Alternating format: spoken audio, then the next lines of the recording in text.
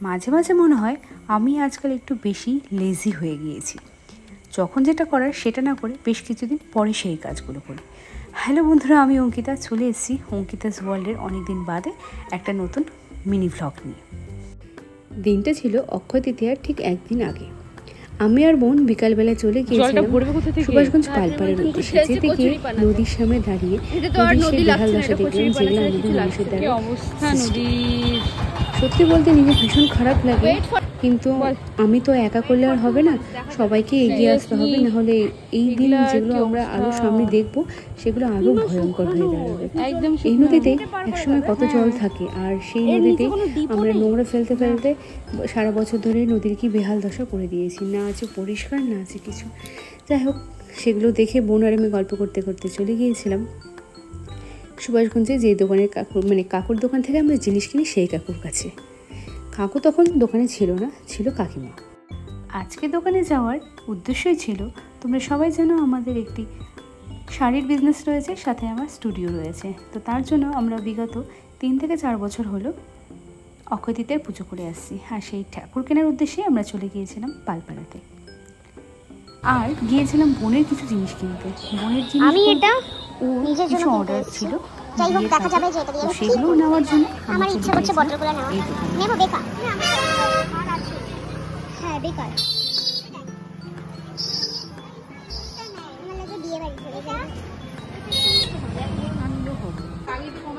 আগের থেকে ইচ্ছা করে কমায় দেয় আমাদের কাছে নাকি দামটা।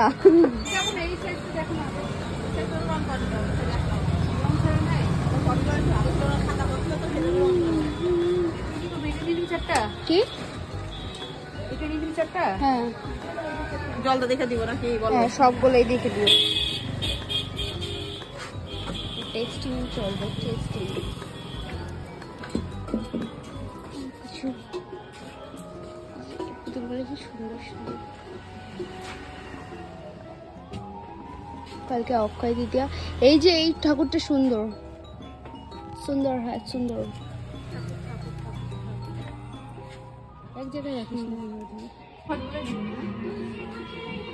এটা মিষ্টির। ওখানে হচ্ছে উনুন।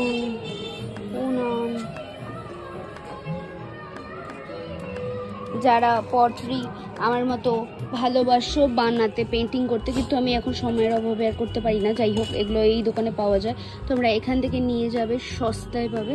আর এখান থেকে নিয়ে গিয়ে পেন্টিং করলে অনেক হচ্ছে কমে পাবে নিয়ে গেলে।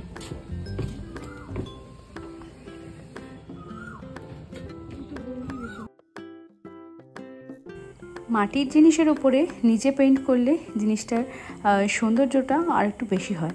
নিজের বিয়ের সময় যে কেন এগুলো করিনি, আর আমার বোনটাও দেখো তো এত বাজে, একটু বলতো তো যে দিদি ভাই এগুলো আমি বানিয়ে দিচ্ছি বা কিচ্ছু বলেনি, শুধু ওই আমাকে গাছ কোটাটাই বানিয়ে দিয়েছিল, আর 2টা না 3টা কুলো বানিয়ে দিয়েছিল, আর কিচ্ছু করে দেয়নি। আর এখনও কত অর্ডার নেয়, কি আর বলি, দুঃখের কথা বন্ধুরা তোমাদের। যাই হোক, তারপরে বাড়ি এসে সেগুলো রেখে আমরা আবার সন্ধ্যাবেলা বেরিয়ে গিয়েছিলাম ঠাকুরের সব ফলমূল এসব কেনার উদ্দেশ্যে। বাড়িতে এসে মা সেগুলো সব মোটামুটি জোগাড় করে নিয়েছিল। আর পরের দিন এবার আমার পক্ষে পুজোতে বসাটা সম্ভব হয়নি, তার কারণ ছিল সকালবেলায় আমার ছিল কাজ।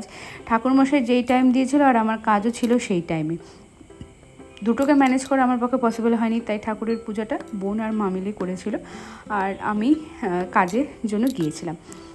আর ঠাকুরমশাই আসার কথা ছিল 8:30টার সময়, আর আমার কাজে যাওয়ার কথা ছিল ঠিক 8:30টার সময়। পরে ওদের টাইম চেঞ্জ হয়, ঠাকুরমশাইও আসে আমাদের বাড়িতে 9:30টার সময়, এবং আমি ওদের বাড়িতে যাই 9:30টার সময়। যাই হোক, তার জন্য পূজা কিছুক্ষণ আমি ওখানে বসেছিলাম। পুজোতে অঞ্জলি দিতে পারিনি ঠিকই, তবে পুজোতে বসে সম্পূর্ণ যতটা আমার সময়ের মধ্যে হয়েছিল সেই সময়ে আমি পুজোটার সঙ্গেই বসেছিলাম। তোমরা অনেকেই জানো, গত বছর অক্ষয় তৃতীয়ার দিন আমার স্টুডিও ওপেনিং হয়েছিল, সেদিন অনেক বড় পরিমাণে যজ্ঞ করে অক্ষয় তৃতীয়ার পুজো আমরা করেছিলাম। তবে এবছর আমার বেশ কিছু কাজের চাপ থাকার কারণে পুজোটা একটু ছোট্ট করে করা হয়েছিল। এই ছিল আমাদের এবারকার অক্ষয় তৃতীয়ার পুজোর ছোট্ট আয়োজন। আশা করি তোমরা যেভাবে আমার সাথে রয়েছো ভবিষ্যতে এইভাবে আমার ঠিক পাশে থাকবে। ভিডিওটা ভালো লাগলে অবশ্যই লাইক, কমেন্ট এবং সাবস্ক্রাইব করে দেবো অবশ্যই, দেরি না করে ঝটপট। আর খুব তাড়াতাড়ি তোমাদের সাথে অনেক সারপ্রাইজ ভিডিও নিয়ে আসছি। দেখা হচ্ছে খুব তাড়াতাড়ি নতুন ভিডিওতে। ততক্ষণের জন্য টাটা।